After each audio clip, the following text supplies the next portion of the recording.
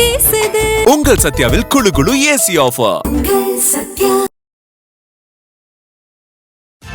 Welcome to imperfect finance. War tension தொடர்ந்து நம்ம மார்க்கெட்டில் எதிரொலிச்சிட்டு இருக்கிறத நம்ம பார்த்துக்கிட்டு இருக்கோம். குறிப்பாக சொல்லணும்னா எல்என்டி ஸ்டாக் இன்னைக்கு மார்க்கெட்டுக்கு நடுவில் 8% வரைக்கும் வீழ்ச்சி சந்திச்சுது. அதுக்கு காரணம் என்னன்னு பார்க்குறப்ப மிடில் ஈஸ்ட்டில் நிறைய ப்ராஜெக்ட் எடுத்து பண்ணிக்கிட்டு இருக்காங்க. இந்த மாதிரி நிறையா ஸ்டாக்ஸ் செக்டர் எல்லாமே அடி வாங்கிக்கிட்டு இருக்கு. இதை பற்றிலாம் நம்ம பொருளாதார விமர்சகர் நாகப்பன் சார் டீட்டெயிலாக பேசலாம். அதுக்கு முன்னாடி மார்க்கெட் நிலவரத்தை பார்த்துடலாம். நிஃப்டியை பொறுத்த வரைக்கும் 385 புள்ளிகள் சரிஞ்சு 24,480 முடிவடைஞ்சிருக்கு. சென்செக்ஸை பொறுத்த வரைக்கும் 1,122 புள்ளிகள் சரிஞ்சு 79,116 நிறைவடைஞ்சிருக்கு. வாங்க பேசுவோம். சார் வணக்கம். வணக்கம் சிபி. எஸ் சார், இன்னைக்கும் ஒரு சீரான சரிவு தான் பாக்குறோம் மார்க்கெட்ல. திங்கக்கிழமையும் சரிஞ்சிருந்தது ஒரு 300 பாயிண்ட்டுக்கு மேல, இன்னைக்கும் கிட்டத்தட்ட ஒரு 400 பாயிண்ட். செக்டாரை பாக்குறப்ப கிட்டத்தட்ட எல்லா செக்டாருமே ஐடியை தாண்டி அதுவுமே ஒரு சின்ன ஒரு ஏற்றம் தான் நிப்டி ஐடில. எல்லாமே ஒரு சின்ன ரகம்னு சொல்ல முடியாது. நிப்டி மட்டும்லாம் பாக்குறப்ப கிட்டத்தட்ட 4%, ஆப்டோ பாக்குறப்ப கிட்டத்தட்ட ஒரு 2.5%, எல்லாமே 1% மேலதான் வந்து இறங்கி இருக்கு. இது எல்லாமே வார் டென்ஷன்னாலதானா? ஐடி கூட கடைசியில இறக்கத்துலதான் முடிவடைஞ்சிருக்கு. எல்லாமே இன்னைக்கு டவுன் தான். செக்டார் வைஸ் எல்லா செக்டாரும் டவுன். நிப்டி 50 மட்டுமல்ல, Nifty next 50, Nifty 100, Nifty 200, Nifty 500 down, small cap down, mid cap down, எல்லா செக்டார்ஸும் டவுன் அப்படின்னு பாக்குறோம். இன்னொரு பக்கம் பாத்தீங்கன்னா சென்செக்ஸ்ல 3 பங்குகள் மட்டுமே விலையேற்ற பங்குகள், 27 பங்குகள் விலை இறக்க பங்குகளா இருக்கு. 3 எதுன்னா பாரதி ஏர்டெல், இன்ஃபோசிஸ், டெக் மஹிந்திரா. பார்த்துருப்பீங்க. இது 3 தான் இன்னைக்கு ஏறி இருக்கு. அதுல 2 ஐடி ஸ்டாக், டெக் மஹிந்திராவும் இன்ஃபோசிஸும். இன்னும் 2 ஐடி ஸ்டாக்ஸ் பெரிய அளவுல விழல. HCL டெக் ஒரு 0.5% தான் விழுந்திருக்கு. TCS 1% விழுந்திருக்குங்கிறத பாக்குறோம். நிப்டி எடுத்துக்கிட்டு பாத்தீங்கன்னா கூட நிப்டியில 4 பங்குகள் மட்டும் விலையேற்ற பங்குகள், 46 பங்குகள் விலை இறக்க பங்குகள். இந்த 4 என்னன்னு பாத்தீங்கன்னா பாரதி ஏர்டெல், கோல் இண்டியா, இன்ஃபோசிஸ், டெக் மஹிந்திரா. சின்ன சின்ன ஏற்றம், மற்றது எல்லாமே இன்னைக்கு இறக்கல. ஸோ பிராடர் மார்க்கெட்ல நீங்க இந்த அட்வான்ஸ் டிக்ளைன் அதெல்லாம் பாத்தீங்கன்னா, அட்வான்ஸ் 1 பங்குன்னா டிக்ளைன் 3 பங்கு. அதே மாதிரி அப்பர் சர்க்கியூட்டை ஹிட் பண்ணது 1 பங்குன்னா லோயர் சர்க்கியூட்டை ஹிட் பங்குடைய எண்ணிக்கை அதை விட 3 மடங்கு. அட்வான்ஸை விட டிக்ளைன் 3 மடங்கு, அப்பர் சர்க்கியூட்டோட லோயர் சர்க்கியூட் 3 மடங்கு. இதை விட 52 வார உச்சத்தை விட 52 வார லோவை தொட்ட பங்குகளுடைய இது 30 மடங்குக்கு மேல் அதிகம். ஒரு பங்கு 52 வார உச்சத்தை தொட்டிருக்குன்னா 30க்கும் மேற்பட்ட பங்குகள் லோவை தொட்டிருக்குங்கிறத பாக்குறோம். ஸோ கிளியர் இண்டிகேஷன் போன வார கடைசியில் துவங்கிய அந்த ஃபால்ங்கிறது இந்த வாரமும் தொடர்கிறது. குறிப்பா மெட்டல் செக்டர் 4% வீழ்ச்சியை சந்திச்சிருக்கு. பொதுத்துறை வங்கிகளுக்கான குறியீடு அதுல 12 பங்குகள் இருக்கு. 12 பங்குகளுமே இன்னைக்கு விலை இறக்க பங்குகள், அது இறங்கி இருக்கு. ரியாலிட்டி, மீடியா எல்லாமே 3% இறங்கி இருக்கு அப்படிங்கிறத பாக்குறோம். இந்த 4 செக்டர் கணிசமாக இறக்கத்தை இன்னைக்கு சந்திச்சிருக்கு. மார்க்கெட் தொடர்ந்து இறங்கிட்டு இருக்கிறதா பாத்துக்கிட்டு இருக்கோம். இப்ப அடுத்து நிப்டிக்கு இமிடியேட் சப்போர்ட் அப்படின்னா என்ன சார் இருக்கும்? ஒரு விஷயத்தை புரிஞ்சுக்கணும். இன்னைக்கு துவக்கத்துல நிப்டி இருந்த லெவல்ல இருந்து அதற்கு பிறகு இடையில பாத்தீங்கன்னா மார்க்கெட்ல ஒரு 250 புள்ளிகளுக்கு மேல், குறிப்பாக ஒரு 2 மணிக்கு மேல ஆரம்பித்து 3 மணிக்குள் பாத்தீங்கன்னா ஒரு 250 புள்ளிகளுக்கு மேல அந்த காலகட்டத்துல ஒரு 150 புள்ளிகள் ஒட்டுமொத்தமா பார்த்தா இன்னைக்கு லோல இருந்து 250 புள்ளிகள் மேல எழும்பியது ஒரு 3 மணிக்குள்ள பாத்தீங்கன்னா. அந்த 250 புள்ளி ரேலி அப்படின்னு பாத்தீங்கன்னா அது ஷார்ட் கவரிங்னால வந்திருப்பதற்கு வாய்ப்பு இருக்கிறது அப்படின்னு நான் நினைக்கிறேன். அந்த 2 to 3 ஒரு மணி நேரம் 1.5 மணி நேரத்துல நடந்த 150 புள்ளிகள் ஏற்றமும் அந்த மாதிரியான ஒரு ஷார்ட் கவரிங் தான் காரணமாக இருக்க வாய்ப்பு இருக்கு. சோ அதனால அந்த ஷார்ட் கவரிங் நாளை தொடருமா அப்படிங்கிறது நமக்கு தெரியல. பட் பிராடரா பாத்தீங்கன்னா இப்ப இன்னைக்கு இருக்கக்கூடிய ஒரு சூழல்ல ஒரு இமிடியேட்டான சப்போர்ட் லெவல் அப்படிங்கிறது இப்ப இருக்கக்கூடிய இந்த 24,400 375 அப்படிங்கிற லெவல் தான் சப்போர்ட் லெவல், இமிடியேட்டான ஒரு சப்போர்ட் லெவல். ஆனால் அது பிரேக் ஆகிறதுக்கான வாய்ப்புகள் அதிகமா இருக்குன்னு தான் நான் நினைக்கிறேன். புல் பேக் ராலி நாளை மறுநாள் வரலாம். பட் ஆனால் திரும்பவும் இறங்குவதற்கான வாய்ப்புகள் அதிகம் இருக்கு ஷார்ட் டேர்ம்ல. அப்படி பார்க்கும் பொழுது அப்படி இறங்குனா சப்போர்ட் அப்படிங்கிறது பாத்தீங்கன்னா 24,025 அல்லது 24,050 அப்படிங்கிற லெவல் ஃபர்ஸ்ட் சப்போர்ட் லெவலா இருக்கும். அதற்கு அடுத்து பார்த்தா 23,650 அப்படிங்கிறது அது ரொம்ப வீக்கெண்ட் ஒரு சிச்சுவேஷன். அதற்கு இமிடியேட்டா போறதுக்கான வாய்ப்புகள் குறைவான்னு நான் நினைக்கிறேன். குறிப்பா இந்த மார்க்கெட் லீவு ஹோலினால திங்கட்கிழமை FII, DII அவங்க என்ன சார் பண்ணாங்க? யார் அதிகமா வாங்கினது? டிஐஐஸ் பொறுத்த வரைக்கும் கேபிட்டல் மார்க்கெட் செக்மெண்ட்னு சொல்லக்கூடிய பங்குச்சந்தை, அந்த இதுல தேசிய பங்குச்சந்தை, மும்பை பங்குச்சந்தை, அப்புறம் மெட்ரோபாலிட்டன் ஸ்டாக் எக்ஸ்சேஞ்ச் சொல்லுவாங்க. அதுல அதிக வணிகம் நடக்கிறதுல இது மூன்றும் சேர்த்து பார்க்கும் பொழுது டொமஸ்டிக் இன்ஸ்டிடியூஷனல் இன்வெஸ்டர்ஸ் மொத்தமா ஒரு 21,000 கோடிக்கு மேல வாங்கியிருக்காங்க. 21,110 கோடிக்கு வாங்கியிருக்காங்க 2ஆம் தேதி அன்று. விற்பனைன்னு பார்த்தா 12,516 கோடி தான் வித்திருக்காங்க. சோ நெட் லெவல்ல பார்த்தா 8,593 கோடி வாங்கியிருக்காங்க. வித்தது வந்து 12,500 கோடிக்கு மேல, வாங்கினது 21,000 கோடிக்கு மேல. சோ நெட்டா 8,593 கோடி வாங்கியிருக்காங்கிறது ஒரு பக்கம். ஆனால் அதையும் தாண்டி சந்தை இறங்கியதற்கு காரணம் என்னன்னு பார்த்தோம், FII FPI foreign portfolio investors இவங்க மிக அதிக அளவுல வித்திருக்காங்க. இவங்களும் வாங்கினாங்க. இவங்களும் ஒரு 12,700 கோடிக்கு மேல வாங்கியிருக்காங்க இன்னைக்கு. ஆனால் வித்தது வந்து அதை விட மிக அதிகம். 12,700 கோடிக்கு மேல வாங்கியிருந்தால் கூட வித்தது 16,000 கோடிக்கு மேல. அதனால நெட்டா பாத்தீங்கன்னா 3,295 கோடி வித்திருக்காங்க. அந்த ஒரு விற்பனை தான் அந்த பங்குச்சந்தை இறங்குவதற்கு காரணம். ஆனா ஒண்ணு, டொமஸ்டிக் இன்ஸ்டிடியூஷனல் இன்வெஸ்டர்ஸ் 8,500 கோடிக்கு மேல நெட்டா வாங்கியிருக்காங்கிறதையும் நம்ம கவனத்துல வச்சுக்கணும். அதையும் தாண்டியும் இறங்கி இருக்கு. இவங்க 3,295 கோடிக்கு வெளிநாட்டு முதலீட்டாளர்கள் வித்தாலும் டொமஸ்டிக் வாங்கினது 8,000 கோடிங்கிறப்ப ஏறி இருக்கணும். அந்த அளவுக்கு ஏறல. சோ நெட்டா இறங்கினப்பதான் வாங்கியிருக்காங்க. அந்த பைங்கிறது லோ லெவல்ல பாட்டம் ஃபிஷிங்கிறது நடந்திருக்குன்னு நான் நினைக்கிறேன். இன்னைக்கு அந்த மார்க்கெட்ல எப்படி சார் இருக்கும்? இது தொடர்ந்து இன்னைக்கு பாத்தீங்கன்னாலும் செல்லிங் தான் அதிகமா இருந்திருக்கு. எனக்கு தெரிந்து வெளிநாட்டு முதலீட்டாளர்கள் அதிகம் விற்பனை செய்திருப்பதற்கான வாய்ப்புகள் அதிகம். பட் பொறுத்திருந்து பார்க்கலாம். முன்ன டேட்டா நம்ம பேசிக் கொண்டிருக்கும் பொழுது இன்னும் முழுமையா வரல. சார், இந்த ஆயில் அண்ட் கேஸ் ஸ்டாக்ஸை வச்சுக்கலாமா இல்ல அவாய்ட் பண்ணலாமா சார்? அப்படி ஒரு தனிப்பட்ட முறையில் ஆயில் அண்ட் கேஸ்னு பொதுவா பேச முடியாது. நேற்றைய முன்தினம் நினைக்கிறேன் நம்ம இதை பத்தி பேசணும். இந்த மாதிரியான ஒரு பிரச்சனையின் காரணமாக கச்சா எண்ணெயுடைய விலை கணிசமா அதிகரிச்சிருக்கு. கச்சா எண்ணெயுடைய விலை பாத்தீங்கன்னா இப்ப நம்ம பேசிக்கிட்டு இருக்கும் பொழுது $75 இன்னைக்கு 1% ஏறி இருக்கு. ஓகே, பட் ஆனால் அதற்கு முன்பு என்ன இருந்துச்சு அப்படின்னு நீங்க பாத்தீங்கன்னா நேத்து இதை விட அதிகமா இருந்தது. நேற்று திங்கட்கிழமை எல்லாம் பாத்தீங்கன்னா கணிசமான ஏற்றத்துல இருந்ததை பார்த்தோம். நீண்ட நெடு நாட்களுக்கு பிறகு இந்த விலையை தொட்டிருக்கு. ஒரு விஷயத்தை ஞாபகம் வச்சுக்கணும். போன வாரம் $63 $64 $64 கீழே இருந்தது. அந்த $64 கீழே இருந்தது இப்ப $77 $78 வரைக்கும் போனுச்சு. இன்னைக்கு நேற்று பாத்தீங்கன்னா $77 தாண்டுனுச்சு. அப்படின்னா இந்த ஒரு வாரத்துக்குள்ள 20% கச்சா எண்ணெயினுடைய விலை ஏறி இருக்கு. தொடர்ந்து போன வாரத்துக்கு முந்தைய வாரமும் நான் இதை வார்ன் பண்ணிக்கிட்டே வந்தேன், காஷன் பண்ணிக்கிட்டேன். கச்சா எண்ணெயுடைய விலை ஏறுறதுக்கான வாய்ப்புகள் அதிகமா இருக்கு. ஏறினால் நமக்கு இது மிக பாதிப்பை உண்டாக்கும் அப்படின்னு. அது மாதிரி ஏறுனுச்சு நேற்றைய முன்தினம். நேற்று நமக்கு சந்தை விடுமுறைங்கிறதுனால $77 ஏறும் பொழுது இங்கு அதனுடைய பாதிப்பு உடனடியாக காலையில தெரியல. பட் அதற்கு பிறகு அது இறங்குனுச்சு. இறங்கி ஒரு சின்ன இறக்கம் $72 கிட்ட வந்துட்டு திரும்ப இப்போ அந்த $76 $77 அப்படின்னு வணிகம் நடந்துகிட்டு இருக்கிறத பாக்குறோம். $75 ஒட்டி நடந்துகிட்டு இருக்கு. Brent crude $82. இது $100 வரைக்கும் போறதுக்கு வாய்ப்பு இருக்குங்கிறாங்க. இப்போ உங்க கேள்விக்கான பதிலுக்கு வரேன். ஆயில் அண்ட் கேஸ் கம்பெனிஸை வாங்கலாமா? அப்ப ரெண்டா பிரிச்சுக்கணும். ஒட்டுமொத்தமா ஆயில் அண்ட் கேஸ் கம்பெனி எல்லாம் நல்லது, இதுல பலன் அடையணும் அல்லது மோசமா போயிடணும், பயப்படணும்னு சொல்ல முடியாது. இதைத்தான் நான் பிரிச்சு 2 நாட்களுக்கு முன்பு சொன்னேன். அப்ஸ்ட்ரீம் ஆயில் கம்பெனிஸ் இருக்கு, டவுன் ஸ்ட்ரீம் ஆயில் கம்பெனிஸ் இருக்கு.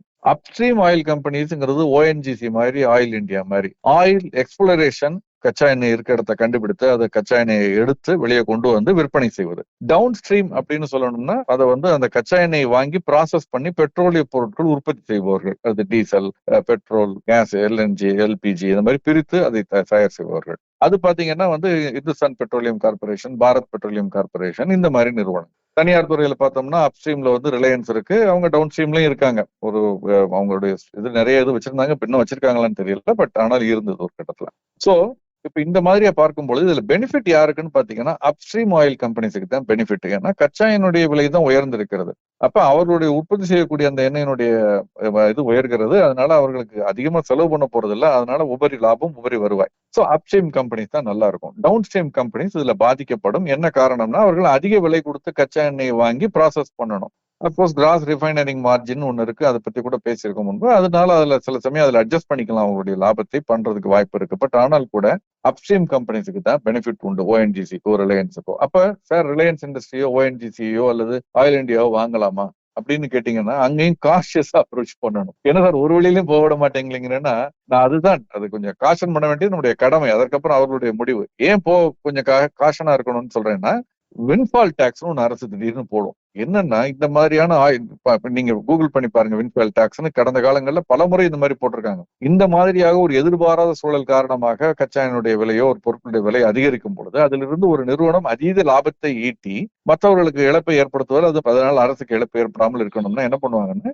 எந்த நிறுவனம் இப்ப அதிக அளவுல பலன் அடைகிறதோ இந்த மாதிரியான ஒரு எதிர்பாராத இயற்கையான சூழல் காரணமாக அதுல இருந்து அவங்கள்ட்ட ஒரு கூடுதலான வருமான வரி போக கூடுதலான ஒரு வரியை தற்காலிகமாக, நம்ம நேயர்கள் என்ன நிறைய கரெக்ட் பண்ணிருக்காங்க, தற்காலிகமாக இல்லை, தற்காலிகமாக நம்ம அரசு வசூல் பண்ணும். அந்த வின்ஃபால் டாக்ஸ் போட்டாங்கன்னா இந்த அப்ஸ்ட்ரீம் ஆயில் கம்பெனிஸோட பிரைஸ் திரும்ப இறங்கி போயிடும். சோ அதனால இது எல்லாமே வந்து ஒரு சாஸ்வதமா எடுத்துக்கிட்டு நிரந்தரமானது, இதனால இது அப்ஸ்ட்ரீம் தான் எல்லாம் பெனிஃபிட், அதை வாங்குவோம், டவுன் ஸ்ட்ரீம் அப்புறம் வித்துருவோம்னோ, அல்லது டவுன் ஸ்ட்ரீம் மோசம் ரொம்ப விலை இறங்கி இருக்கு அதனால அதை இப்போதைக்கு வாங்குவோம்னோ, ஒரு ஒரு பக்கமா முடிவு எடுக்காமல் அசெட் அலோகேஷன் டைவர்சிபிகேஷன் ஸ்ட்ரிக்டா ஃபாலோ பண்ணிக்கிட்டே போங்க. இந்த பாதிப்புகள் எல்லாம் தற்காலிகமான ஒரு விஷயம் தான். இதை தாண்டி நம்ம மேல எழுந்து வருவோம்ங்கிற நம்பிக்கை எனக்கு. இன்னொரு பக்கம் பாக்குறப்ப மார்க்கெட் இறங்கிட்டு வரத தொடர்ந்து நம்ம பாத்துக்கிட்டு இருக்கோம். மார்கன் ஸ்டான்லி சென்செக்ஸ் வந்து இந்த வருஷம் முடியறதுக்குள்ள 1,00,000 தாண்டும் அப்படின்லாம் சொல்றாங்க. ஆனா திங்கக்கிழமை இன்னைக்கு பாக்குறப்ப கிட்டத்தட்ட 2,000 புள்ளிகளுக்கு மேல வந்து இறங்கிருக்கு. இன்னைக்கு மட்டுமே ஒரு 1,122 புள்ளிகள் வந்து இறங்கிருக்கு. இப்ப லாங் டேர்ம் அந்த இன்வெஸ்ட் பண்றவங்களுக்கு கொஞ்சம் ஒரு குழப்பமான மனநிலை இருக்கு சார். பண்ணலாமா இல்ல எஸ்ஐபி தொடரலாமா வேணாமா அப்படின்னு என்ன சார் பண்ணலாம் அவங்க? இந்த குழம்பிய குட்டையில மீன் பிடிக்கிறதுங்கிறது தான் பலர் பண்ணக்கூடிய விஷயம். நீண்ட காலமாக பங்கு சந்தையில் இருப்பவர்கள், முதலீட்டாளர்கள் எடுத்தீங்கன்னா நின்று நிதானித்து இந்த மாதிரியான ஒரு குழம்பிய குட்டையில தெளிவா தெரியாத ஒரு சூழல்ல மீன் பிடிப்பதற்கான பக்குவத்தையும் அதற்கான ஐசைட், அதற்கான டூல்ஸ், அதற்கான டெக்னிக்ஸ் தெரிஞ்சு வச்சிருப்பாங்க. நமக்கு அது தெரியாத பட்சத்துல நமக்கு வந்து பெஸ்ட் எதுன்னா எஸ்ஐபி தான். எஸ்ஐபி தான் நமக்கு தெரிந்த டூல். ஒரு சாமானிய முதலீட்டாளருக்கு தெரிந்த டூல் சிஸ்டமேட்டிக் இன்வெஸ்ட்மெண்ட் பிளான் தான். அதுல போறதுதான் பெட்டர். அதை நிறுத்துவதோ தொடராமல் இருப்பதோ சரியா இருக்காது. இன்னும் சொல்ல போனால் கணிசமாக இறங்கி இருந்து நம்ம ஒரு நல்ல ஆலோசனையை பெற்று, முதலீட்டு ஆலோசனையை பெற்று லம்சம் இன்வெஸ்ட் பண்ணுவதற்கான வாய்ப்புகள் கூட வரக்கூடிய வாரங்களில் வரலாம். எஸ்ஐபியை தாண்டி எஸ்ஐபியை டபுள் பண்றது, ஸ்டெப் அப் பண்றது, அதற்கான வாய்ப்புகள் கூட இந்தியாவில வரலாம். அதைத்தான் இந்த மார்கன் ஸ்டான்லியும் சொல்லியிருக்காங்க. ஒரு பெஸ்ட் கேஸ் சினாரியோ எல்லாமே ஒழுங்காக இருந்து இந்த பிரச்சனைகள் இருந்து நம்ம மீண்டெழுத்து வந்து பொருளாதாரம் நன்றா இருந்ததுன்னா அதற்கான வாய்ப்புகள் அதிகம்னு அவங்க நம்புறாங்க. இந்தியாவுடைய எக்கனாமிக் ஃபண்டமெண்டல்ஸ் வந்து ஸ்ட்ராங்கா இருக்கு. சந்தை அதை இக்னோர் பண்ணுது. அதனால இப்ப வந்து ஒரு பெரிய பையிங் ஆப்பர்ச்சுனிட்டி சந்தையில் வந்திருக்கிறது அப்படின்னு மார்கன் ஸ்டான்லி வந்து கருதுகிறதுனால அவங்க வந்து இந்த ஆண்டு கடைசியில் 1,07,000 சென்செக்ஸ் வந்து 1,07,000 தொடும் அதற்கான வாய்ப்புகள் அதிகம் ஒரு புல் கேஸ் சினாரியோல அப்படின்னு சொல்லியிருக்காங்க. இதற்கு மேக்ரோ எக்கனாமிக் ஃபண்டமெண்டல்ஸ் நல்லா இருக்கு, கவர்மெண்டோடைய பாலிசி சப்போர்ட்டிவா இருக்குன்னு சொல்லியிருக்காங்க. சோ முதலீட்டாளர்களை பொறுத்தவரை எஸ்ஐபியை தொடரணும், எஸ்ஐபியை முடிந்தால் அதிகப்படுத்தணும். லம்சம் முதலீடு செய்வதற்கான வாய்ப்புகள் இங்க ஏதாவது இருக்கிறதாங்கிறத வந்து ஒரு செபியிடம் பதிவு பெற்ற முதலீட்டாளர்களுடைய ஆலோசனையை பெற்று அதை செய்யறதுக்கான ஒரு வாய்ப்புகளை வரக்கூடிய வாரங்கள் தரும் நினைக்கிறேன். ஓ சூப்பர் சார். எஸ்ஐபி தொடரலாமா நான் கேட்டேன். லம்சமாவே நீங்க பண்ணலாம் அப்படிங்கறத சொல்லியிருக்கீங்க முதலீட்டாளர்களுக்கு. இப்ப இந்த ஷார்ட் டேர்ம்ல பண்றாங்கல்ல சார், இந்த ஸ்டாப் லாஸ் எல்லாம் இந்த மாதிரி காலகட்டத்தில் எப்படி சார் வச்சுக்கணும் அவங்க? எனக்கு அதுல அதிக அனுபவம் இல்லை. அது மாதிரியான ட்ரேட் பண்ணியே பல ஆண்டுகள் ஆயிடுச்சு. பட் பொதுவாக ஸ்டாப் லாஸ்ல நான் முன்பு சொல்லியிருக்கேன், ட்ரேட் அப்படி பண்ணுவது பொதுவாக வைத்துக்கொள்ள எனக்கு தெரிந்தவர்கள் வைத்துக் கொள்ளக்கூடிய ஒரு ஸ்டாப் லாஸ்ங்கிறது 3-5% ஸ்டாப் லாஸ் வச்சுக்குவாங்க. அதை ட்ரெயிலிங் ஸ்டாப் லாஸா அப்புறம் மாத்துவாங்க. அது இருக்கு. விலை ஏறும் பொழுது ட்ரெயிலிங் ஸ்டாப் லாஸா மாத்துவாங்க. இறங்கும் பொழுது 5% வச்சுக்குவாங்க அதிகபட்சமாக. ஏன்னா ஒரு தவறு செய்தால் கூட அடுத்து 20 முறைகள் அந்த தவறை செய்வதற்கும் தன்னுடைய முதல் முழுமையாக இழந்து போகாமல் இருப்பதற்கும் அந்த வாய்ப்பை கொடுக்கிறது 5%. அதை தாண்டி அதுக்கு ஒரு பெரிய சாங்டிட்டியோ இது ஒரு டெக்ஸ்ட் புக் ரூலோ அப்படிலாம் கிடையாது. இது ஆளுக்கால் ரிஸ்க் அப்பிடைட்டை பொறுத்து மாறுபடும். ஷார்ட் டேர்ம் ட்ரேடர்ஸை பொறுத்த வரைக்கும் வந்து இந்த ஸ்டாப் லாஸை தாண்டி வேகமாக சந்தை விழும்பொழுது ஸ்டாப் லாஸை ட்ரிகர் ஆகாம போயிடும். சோ அதனால ரொம்ப கவனமா இருக்க வேண்டிய ஒரு காலகட்டம் இது. ஒரு சந்தை திடீர்னு மிகப்பெரிய வீழ்ச்சியோ சந்திக்கும் பொழுது அந்த ஸ்டாப் லாஸ் நம்ம போட்டிருக்கிறது பாதுகாப்புன்னு நினைக்கிறோம், சீட் பெல்ட்னு. திடீர்னு சீட் பெல்ட்டே ஒர்க் பண்ணாம போயிடும். அது ஒரு எதிர்பாராத ஒரு சூழ்நிலையில சீட் பெல்ட்டே கட் ஆயிடும், அல்லது அதை தாண்டி ஆக்சிடென்ட் வலுவானதாக இருக்கும். அதனால வந்து ரொம்ப கவனமா இருக்கணும் ஷார்ட் டேர்ம் ட்ரேடர்ஸ். க்ரூட் ஆயிலை பத்தி சொன்னீங்க. கோல்டு, சில்வர் இன்டர்நேஷனல் மார்க்கெட்ல ஏறி இருக்கு, நம்ம மார்க்கெட்ல இறங்கி இருக்கு. எல்லாமே ஒரே டைரக்ஷன்ல தானே சார் இருக்கணும்? வித்தியாசமா இருக்கு. இன்டர்நேஷனல் மார்க்கெட்ல ஏறி இருக்கு, நம்முடைய MCX மார்க்கெட்லயும் ஏறி இருக்கு. இன்னைக்கு பாத்தீங்கன்னா இன்டர்நேஷனல் மார்க்கெட்ல வந்து இன்னைக்கு மட்டும் வந்து கோல்டு வந்து ஒரு 2% மேல ஏறி இருக்கு, $100 மேல. வெள்ளி 5% ஏறி இருக்கு, $4 மேல ஏறி 86ன்னு இருக்கு. அதே மாதிரி MCX சந்தையிலையும் பார்த்தா 2% கோல்டு ஏறி இருக்கு. வெள்ளி வந்து 3% மேல ஏறி இருக்கு, காப்பர் ஏறி இருக்கு, ஜிங்க் ஏறி இருக்கு. ஆனால் நம்ம சில்வர் ETF எடுத்துக்கிட்டு பாத்தீங்கன்னா 6-7% இறங்கி இருக்கு. துவக்கத்துல பாத்தீங்கன்னா 9% இறங்கி இருந்தது, முடியும் பொழுது 6-6.5% இறங்கி இருக்கு. கோல்டுமே 4% மேல கோல்டு ETF இறங்கி இருக்கு. சோ ஏன் இந்த வேறுபாடு? ரெண்டுக்கு நடுவுல என்ன வித்தியாசம்? ஏன் இப்படி ஒரு வித்தியாசம் இருக்கு அப்படின்னு கேட்டீங்கன்னா காரணம் இல்லாமல் இல்லை. ஒரு முக்கியமான காரணம், நேற்று நமக்கு சந்தை விடுமுறை. சோ நேற்றைய முன்தின விலை அதோடு ஒப்பிட்டு பார்த்தால் நேற்று ஒரு நாள் நமக்கு அந்த மார்க்கெட்ல உள்ள இது இல்லாததுனால இன்னைக்கு இறங்கி இருக்கு. ஏன்னா நேற்று வந்து ஒரு பெரிய வீழ்ச்சியை சந்தித்தது வெள்ளியினுடைய விலை. நேற்றைய முன்தினம் $90 கிட்ட இருந்தது. நேற்று இந்த ஞாபகம் இருக்கும், இந்த வார் நியூஸ் எல்லாம் வந்தோடனே முந்தா நாள் எல்லாரும் ஓஹோன்னு தங்கம் ஏறும் வெள்ளி ஏறிடும் ரெண்டும் ஏறினுச்சு, அது மாதிரி வாங்கினாங்க. ஆனால் நேற்று வந்து பார்த்தா வெள்ளி வந்து 10% மேல வீழ்ச்சியை சந்தித்தது. சர்வதேச சந்தையில $90 மேல இருந்தது $80 கீழே வந்தது. அந்த $80 கிட்ட வந்தது இன்னைக்கு $86 இருக்கு. சோ அதுல இருந்து நேற்றுல இருந்து பார்க்கும் பொழுது சர்வதேச சந்தையில ஏற்றமாக இருந்தாலும் இந்திய சந்தையை பொறுத்த வரைக்கும் முந்தா நாள் $90 மேல இருந்த அந்த அதுல இருந்து தான் இப்ப நம்ம வந்து 80 கீழே வந்திருக்கோம், வந்துட்டு இப்ப 86 இருக்கோங்கிறதுனால நம்முடைய இதுல அதே அந்த 5% 6% இறக்கம்ங்கிறது காட்டுகிறது. அந்த 90 மேல $90 $92 $93 இருந்தது, $86 பொழுது அந்த 5-6% இறக்கம்ங்கிறது இங்க சில்வர் ETF-லையும் காட்டுகிறது. ஓ, இதுதான் காரணம். நேற்றைய விடுமுறை ஒரு காரணம், நேற்று இறங்கியது இன்னும் முழுமையாக பிரதிபலிக்காத காரணத்தினால் ETF-ல இருக்கு. அப்ப MCX-ல ஏன் சார் ஏறி இருக்கு அப்படின்னு கேட்கலாம். MCX-ங்கிறது ஃபியூச்சர்ஸ், முன்பேற வணிகம், ஊகத்தின் அடிப்படையிலானது. அதன் அடிப்படையில அது வந்து ஏறி இருக்கு. அங்கேயுமே கூட வந்து சர்வதேச சந்தையில் ஏறின அளவுக்கு இல்ல, முந்தா நாளே கொஞ்சம் கரெக்ஷன் இருந்ததுனால அது பெரிய அளவுல அது ரிஃப்ளெக்ட் ஆகலைன்னு தான் நான் நினைக்கிறேன். இதுல இன்னொரு விஷயத்த புரிஞ்சுக்கணும். கோல்டு ETF வந்து இறங்கி இருக்கு அப்படின்னு சொல்லும் பொழுது சில்வர் ETF இறங்கி இருக்கு. அதே மாதிரி நேத்து ஏன் கோல்டு சில்வர் எல்லாம் இறங்குனுச்சு அப்படிங்கும் பொழுது ஒரு பொதுவா என்ன சொல்றோம் நம்ம தியரி, இந்த மாதிரி நிச்சயமற்ற தன்மை வார் அப்படின்னு வந்து தங்கம் வெள்ளியினுடைய விலை என்ன ஆகும்னு நினைக்கிறீங்க? அதிகமாக வாய்ப்பு இருக்கு சார். அதற்கான வாய்ப்புகள் தான் அதிகம். இதுதான் நம்ம பொதுவா தியரட்டிக்கல் நம்ம பேசிட்டு இருக்கிறது. பிராக்டிக்கலா பல முறை பார்த்திருக்கோம். ஒரு அன்சர்டனிட்டி, ஒரு எதிர்பாராத சூழல், போர் சூழல் உருவாகும் பொழுது தங்கம் வெள்ளியினுடைய விலை அதிகரிக்கும். அதற்கு நேர்மாறாக சில சமயங்களை இறங்கவும் செய்யும். என்ன காரணம்? உங்களிடம் இருக்கக்கூடிய ஒரு நீங்க ஸ்டாக் மார்க்கெட்ல ஒரு பொசிஷன் எடுத்திருக்கீங்க, வாங்கியிருக்கீங்க, அது இறங்கி போச்சு, நஷ்டம் ஆயிடுச்சு, மார்ஜின் பண்ணி கட்டணும், அல்லது அது நஷ்டத்தை நீங்க வந்து திருப்பி பணத்தை கட்ட வேண்டிய ஒரு சூழல் வரும்பொழுது என்ன பண்ணுவீங்க? அந்த மோசமான இழப்பை சரி செய்வதற்கு உங்கள் கையில் இருக்கக்கூடிய ஒரு நல்ல அசட்டை விற்க வேண்டிய ஒரு சூழல் வரும். அல்லது அங்க இருக்கக்கூடிய வாய்ப்பை பயன்படுத்திக் கொள்வதற்கு ஒரு நல்ல அசட்டை லாபத்தை பதிவு செய்து பணத்தை வெளியெடுக்க வேண்டிய ஒரு சூழல் வரும். அதனால பாத்தீங்கன்னா சில சமயங்கள் நம்ம சாதாரணமாக பேசக்கூடிய தியரிக்கு நேர்மாறாக, இதனாலதான் முதலீட்டாளர்கள் குழப்பம் அடைகிறாங்க. எப்போதுமே ஏறுமே ஏன் நேற்று இறங்குனுச்சு அப்படின்னா இந்த மாதிரியான லாபத்தை பதிவு, எனக்கு இதுக்கான முழு டேட்டா இருக்கான இல்ல, பட் இந்த மாதிரி நடந்திருக்குது. நான் கடந்த காலங்கள்ல என்னுடைய அனுபவத்துல பாத்திருக்கேன். வேற வழி இல்லாமல் பரவாயில்ல சார், இந்த கோல்டு ETF சில்வர் ETF வித்துட்டு இந்த ஷேர் இருக்கு, கொஞ்சம் இன்வெஸ்ட் பண்ணலாம் அப்படின்னு சில பேர் சொல்லுவாங்க. சில சமயம் மார்ஜின் ட்ரேடிங் பண்றவங்க இந்த மார்ஜின் பணத்தை கட்டுறதுக்கு அதை எடுத்துக்குவாங்க. சோ அது மாதிரியான ஒரு சூழல் கூட நேற்று இருக்கலாம். அதனாலதான் இந்த விலை வித்தியாசம்ங்கிறத பாக்குறோம். அது வந்து ஓரிரு நாட்களுக்கு தான் இருக்கும், ஒரு 2 நாட்கள் கூட சொல்ல முடியாது. நேற்று விடுமுறை, இன்னைக்கு தான் இருக்கும், நாளைக்கு இது சரி செய்யப்பட்டு விடும் பெரும்பாலும். ரூபா விலை எப்படி சார் இருக்கு?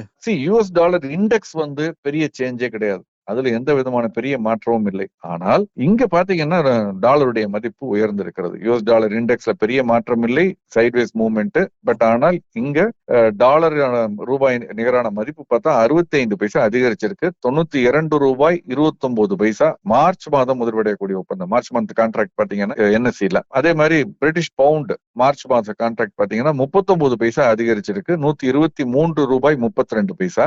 ஜாப்பனீஸ் yen 33 பைசா அதிகரிச்சிருக்கு, $58.85. யூரோ மட்டும் ஒரு 50 பைசா வீக்கன் ஆயிருக்கு, இறங்கி இருக்கு, $107.25.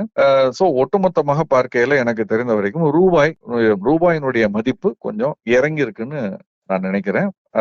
அதுதான் காரணமாக இருக்க முடியும். பின்ன இந்த வாரனால இன்னும் எவ்வளவு சார் இறங்க வாய்ப்பு இருக்கு? மேலும் இறங்குவதற்கு வாய்ப்பு இல்லைன்னு நம்ம சொல்ல முடியாது. பட் ஒரு கட்டத்துல அரசு தலையிடுவதற்கான வாய்ப்புகள் அதிகமா இருக்கு.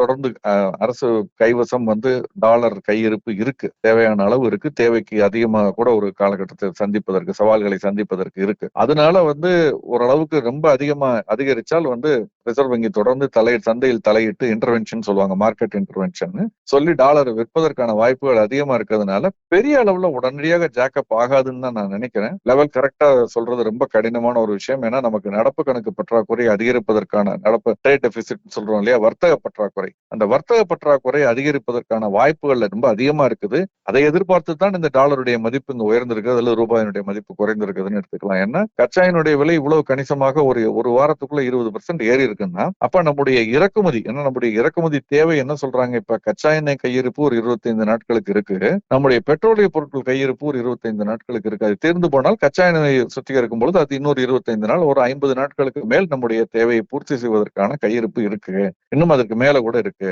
அதனால இப்போதையும் இம்மிடியேட்டா நம்ம பயப்பட வேண்டியது இல்ல. இந்த பிரச்சனை அதற்குள் தீர்வுக்கு வந்துவிடும். வந்துருச்சுன்னா பிரச்சனை இல்லை, வரலைன்னா நமக்கு ப்ராப்ளம். அப்ப நமக்கு வந்து இந்த அந்நிய செலாவணி கையிருப்புங்கிறது எவ்வளவு நாள் வரும், அப்ப நம்ம என்ன மாதிரியா கன்டினியூ பண்ண போறோம். ஏன்னா 20% அதிகமாக கொடுத்து ஒரு பொருளை வாங்க வேண்டிய ஒரு சூழல் சடனா ஏற்பட்டிருக்கு நமக்கு. ஸோ அதனால நம்ம இதை தொடர்ந்து கவனிக்க வேண்டிய ஒரு கவலையான ஒரு சூழலை நோக்கி போய்கிட்டு இருக்கோம்னு தான் நான் நினைக்கிறேன். 2 விதத்துல, ஒன்று டாலருடைய மதிப்பு அதிகரித்து கொண்டே போவது, ரூபாயினுடைய மதிப்பு வீழ்வதுங்கிறது அதற்கு நேராக. 2வது கச்சா எண்ணெயுடைய விலை அதிகம். ஏன்னா தங்கத்தினுடைய விலை அதிகரிப்பது, வெள்ளியினுடைய விலை அதிகரிப்பது பத்தி எல்லாம் பெரிய அளவில் நம்ம பயப்பட வேண்டியது இல்லைன்னு நான் நினைக்கிறேன். ஏன்னா மக்கள் அதை வாங்குறத குறைச்சிடுறாங்க.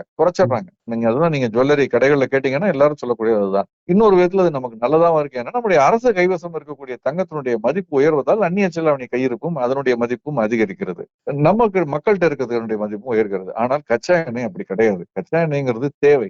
அது தீர்ந்து போகக்கூடிய ஒரு பொருள். அதனால அதனுடைய இது அதிகரிக்கும் பொழுது நம்முடைய உற்பத்திக்கு முழு தேவையா இருக்கக்கூடிய ஒரு பொருள்ங்கிறதுனால அதனுடைய விலை அதிகரிப்பதும் டாலரும் சேர்ந்து அதிகரிப்பதும் நடப்பு கணக்கு பற்றாக்குறைக்கு வழிவகுக்கும். மேலும் டாலர் அதனால வீக்கன் ஆகிறதுக்கு சான்சஸ் இருக்கு.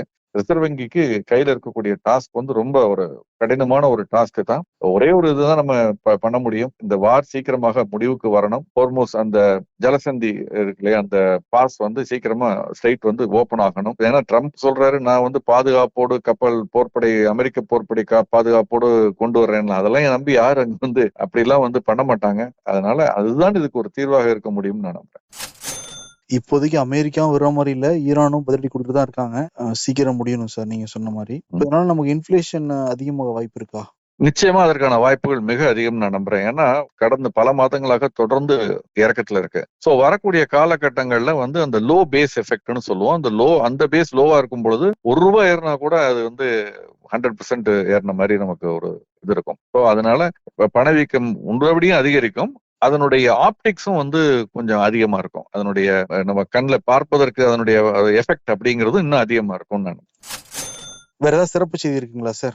2 செய்தி. அதுல ஒண்ணு முதல்ல சொல்லிட்டேன். JP Morgan 1,07,000 சென்செக்ஸ் போகும் இந்த ஆண்டு இறுதியில்னு சொன்னது. இன்னொரு பாசிட்டிவான விஷயம் என்னன்னா, பிப்ரவரி மாதத்திற்கான HSBC composite PMI purchasing managers index இறுதி ஃபிகர்ஸ் கொடுத்திருக்காங்க. அது ஜனவரியில 58.4 இருந்தது, பிப்ரவரியில 58.9 அதிகரிச்சிருக்கு. இதற்கு முக்கியமான காரணம் ஒரு நாட்களுக்கு முன்பு வெளிவந்த மேனுபேக்சரிங் PMI தான். ஏன்னா இன்னைக்கு இன்னொரு சர்வீசஸ் PMI வெளியாயிருக்கிறது, சேவைத்துறை சார்ந்த பர்ச்சேசிங் மேனேஜர் இண்டெக்ஸ். அது ஜனவரியில 58.5 இருந்தது, பிப்ரவரியில 58.1 குறைந்திருக்கிறது. ஆனால் அதையும் தாண்டி காம்போசிட்டா இந்த services PMI and manufacturing PMI ரெண்டையும் ஒன்று சேர்த்து பார்க்கும் பொழுது ஒட்டுமொத்தமாக 58.4 இருந்தது, 58.9 அதிகரிச்சிருக்குங்கிறது நமக்கு ஒரு சாதகமான விஷயம். சோ இன்னைக்கு நேற்று கடந்த தொடர்ந்து இந்த சந்தை இறக்கத்துல அந்த ஆப்டிக்ஸ்ங்கிற அடிப்படையில JP Morgan பாசிட்டிவான ஸ்டேட்மெண்ட்டும், ஃபேக்சுவலா பார்க்கும் பொழுது HSBC காம்போசிட் PMI அதிகரிச்சிருப்பதும் நமக்கு கொஞ்சம் நம்பிக்கை அளிக்கக்கூடிய விஷயங்களா இருக்குன்னு நான் நினைக்கிறேன்.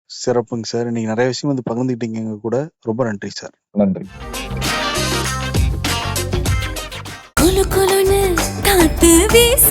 உங்கள் சத்யாவில் குளு குளு ஏசி ஆஃபர்.